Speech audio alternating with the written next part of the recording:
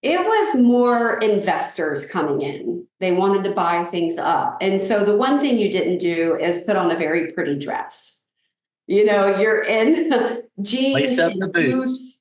Yes, because I mean, you're going through some pretty hazardous homes. And there were times we had to sign where, hey, if you get hurt in here, this homeowner is not responsible. Hey, I'm Nate Carver, and welcome to Between Two Doors.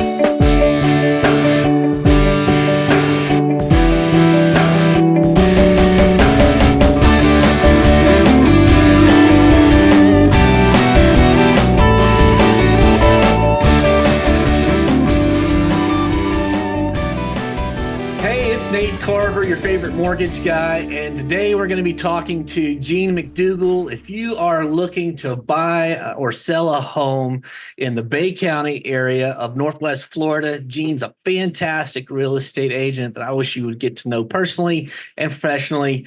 Jean, how are you doing? Oh, I'm doing well. Thank you. Thank you for having me here today, Nathan. Absolutely. It's good seeing you again. So I want to know, I think you told me this once, the first time we met. Tell me again, what is it that got you into real estate? Well, it started with a really serious conversation with my creator, with God. And so the story, I've labeled it as a career in the hands of God. And it was funny. I was out on a 3 mile walk and trying to go um, from the horrible world of insurance, health insurance during the Obamacare time. And I knew something was better and bigger, but I wasn't sure what it was. So this particular day, I'm walking and my hands are flying up and I'm looking at all of this beautiful canopy of trees that God has created.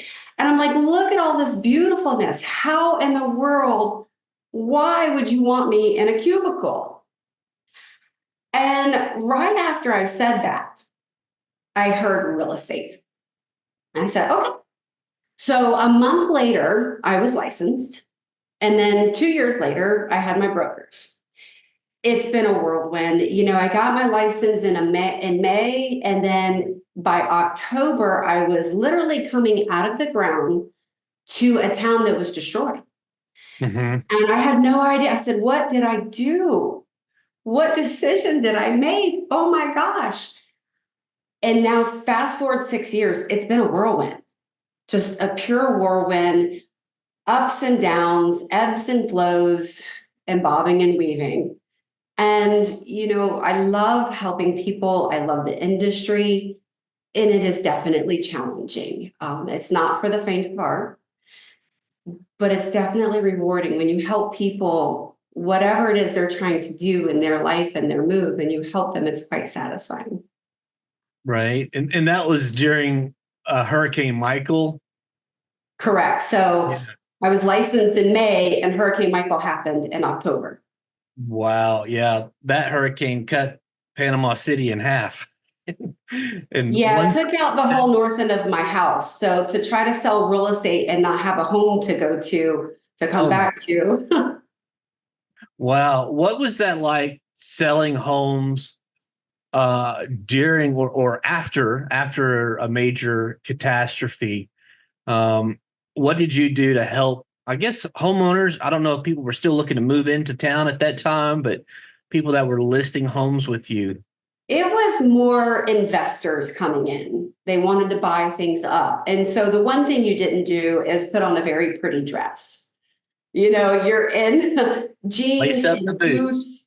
Yes, because I mean, you're going through some pretty hazardous homes. And there were times we had to sign where, hey, if you get hurt in here, this homeowner is not responsible. Mm, wow. And now Panama City's recovered, Bay County is recovered for the most part. For the The, most part, we still have quite a bit of damage that you can see. And of course, those pretty canopies of trees that I was talking about in the very beginning, sadly, I will not see that probably in my lifetime again. yeah, it did redesign the horizon. It So did, but what it brought, which was really interesting in my area, I live more in town, is with the trees gone, the sunsets, the sky, it glows so beautiful now, which we didn't have before. So little silver lining. Nice. Good for you. So you've been in real estate a number of years now. Tell me any fun stories or crazy stories that that you care to share that you've experienced in the world of real estate? Well, I tell you, it's definitely been a year of being kicked in the teeth. But it's okay. You know, you still come back to work with a smile. The weirdest thing I think happened to me recently was somebody brought me quite a bit of money for a down payment, about $5,000, and had already he was going to lose this earnest money if he didn't close, and then completely ghosted me, lost all his money. And I think because he just realized after the fact he couldn't pay with just cash, that he actually had to go through a bank. Mm. And so that was kind of wild. That I didn't see that one coming. The others, though, one of the other ones that really sticks out in my head is when you save a deal. You Yeah. know, when you can save a deal because really the only thing was wrong was there were just some cross wires with communication. And when you can help people pull emotions out of what's happening, because it's definitely an emotional thing to buy or sell, and you can set that aside and help them see clearly, and you save it and you get them into the home of their dreams, that maybe it's their first home, whatever it is. It's really rewarding that you know you helped to complete that task. Yeah, absolutely. What anything in that train of thought that you see frequently that borrowers would need to be maybe a homeowner that or someone that's looking to buy a home would need to that you see often? I guess people they have a desire, but they don't really understand where they're at, and that's where you come in. You know, is to really start with the phone call with Nathan and say, "Hey, Nathan, can I even buy a home right now?" Right. And then if you're there, the best time to buy is not waiting for the market. It's when you're willing and able. Don't chase the market. Right. I always tell them we can always make the interest rate go away. It's price. I can't do anything there. So Right, right. tell me what you love doing if you get a moment to take off the weekend off and not do real estate. I see a photo there, and that is a massive spiny lobster. Actually pretty Definitely cool. talk about that. But I want to know about that, and then I want to know what you love doing outside of real estate. So yeah, I didn't grow up doing a lot of sports Uh-huh. because my family we were down in South Florida at the time, and we were just into the water and diving. I didn't have a choice. It wasn't something that I said, oh, I want to go learn how to scuba dive. It just became part of my family.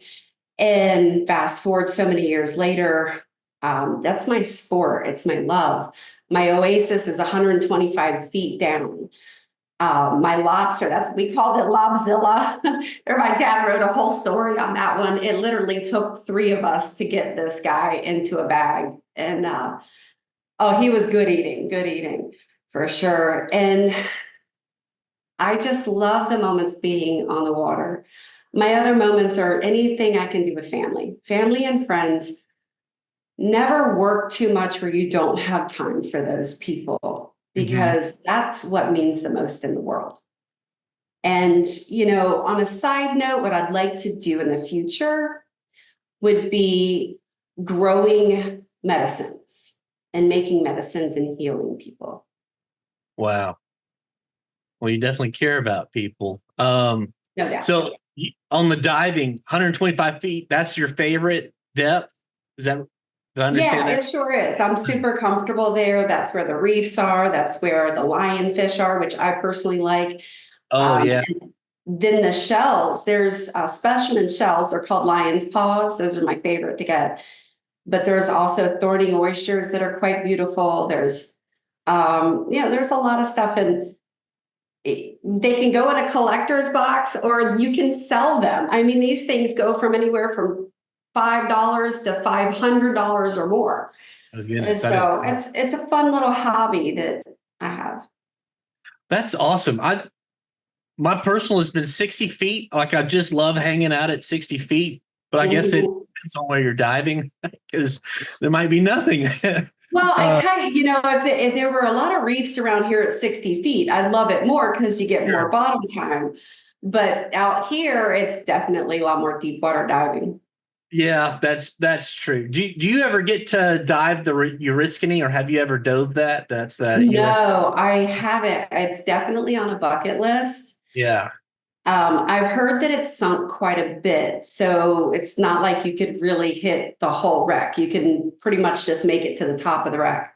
Oh, So I haven't been able to do that yet.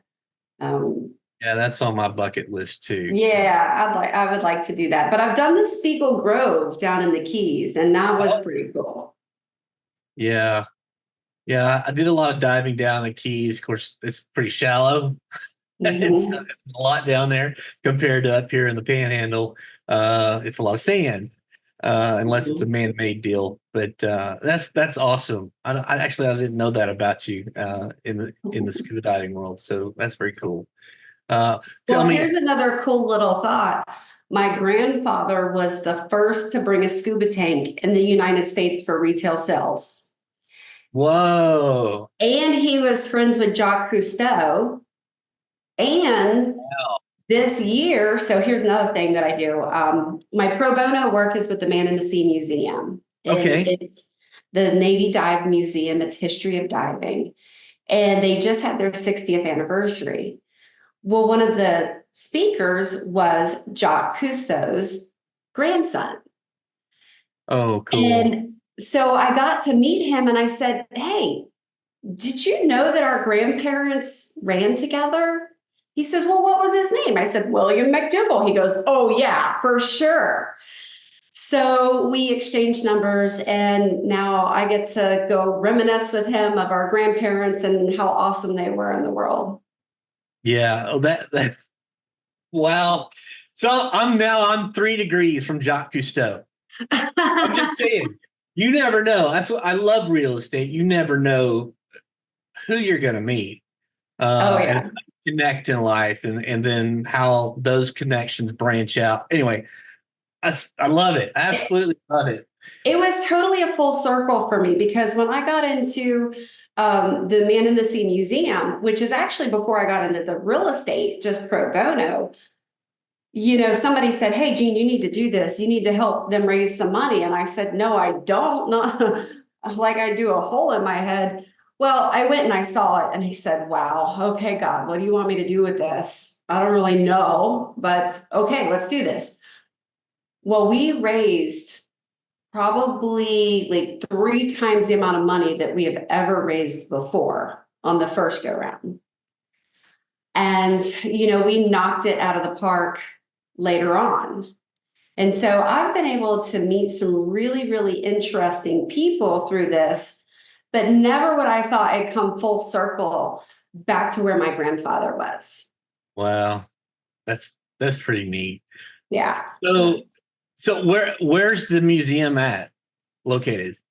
So it's on Back Beach Road, also Panama City Parkway. If you're familiar with the area, we have a major road 79 that comes into the area. It's generally in that area. Okay, we can find it.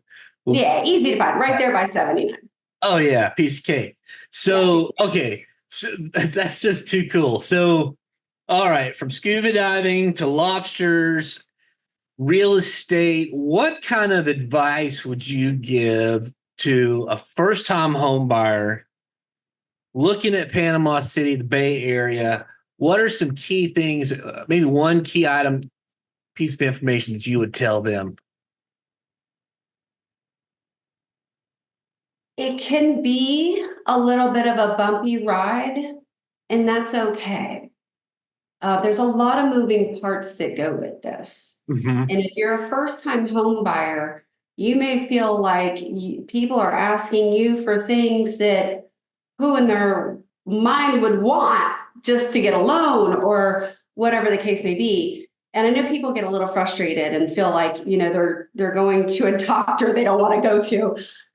But as all the information gets in and it gets settled and they get to see where their potential of being able to own a home, it gets someone like myself can help them smooth that through. Awesome. How can somebody looking to buy a home or sell a home, what is the best way for them to get a hold of you? My phone number, 850-896-6612. Okay. I'll put your phone number and I'll grab your email and your website and put that in the down below, somewhere down below. It'll be there. Somewhere around this frame of video, it'll be there. Okay.